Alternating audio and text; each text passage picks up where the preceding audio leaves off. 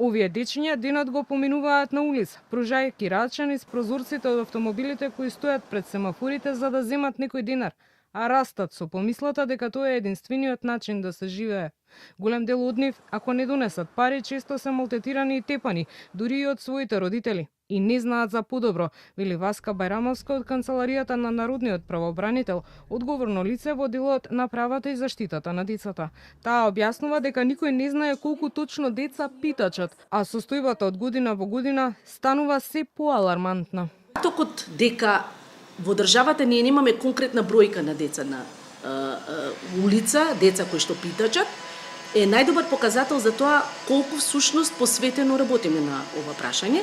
И ако треба од некаде да се тргне, тоа првично да се мапираат секаде каде што има деца на улица. Колка е нивната бројка, во кои општини, на кои населени места и точно да се знае каде, што и кој е изворот, причината за појавата на ова негативна појава. Сметаме дека треба да постои паралелно работење и со родителите, односно со семејствата, од каде што овие деца излегуваат, меѓутоа и со самите деца кои што денот го поминуваат на улица.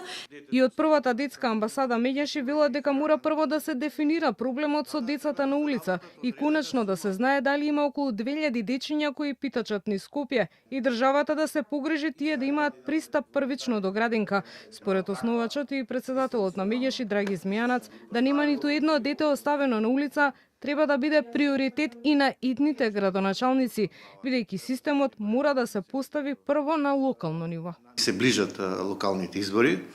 Би апелирал до потенцијалните идни градоначалници и потенцијалните и гласачите кои ќе го дадат својот глас да се заветат дека ќе посветат особено внимание да ги исклучат децата од улица, да ги вклучат во задолжителниот образовен систем, бидејќи тоа е решението. Едно дете во училиште на времено вклучено, едно дете помалку на улица, но и да отворат буџети за да можат таа ранлива категорија на деца да бидат во градинка на времено вклучени, затоа што животните навики во првите 6 години се стекнуваат и тоа е системско решение.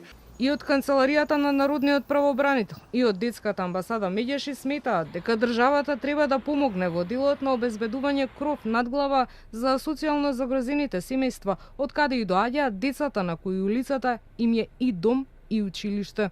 По тоа да се продолжи со заедничка соработка на државните институции, но и подигнување на свеста на сите граѓани за прифаќање на различностите.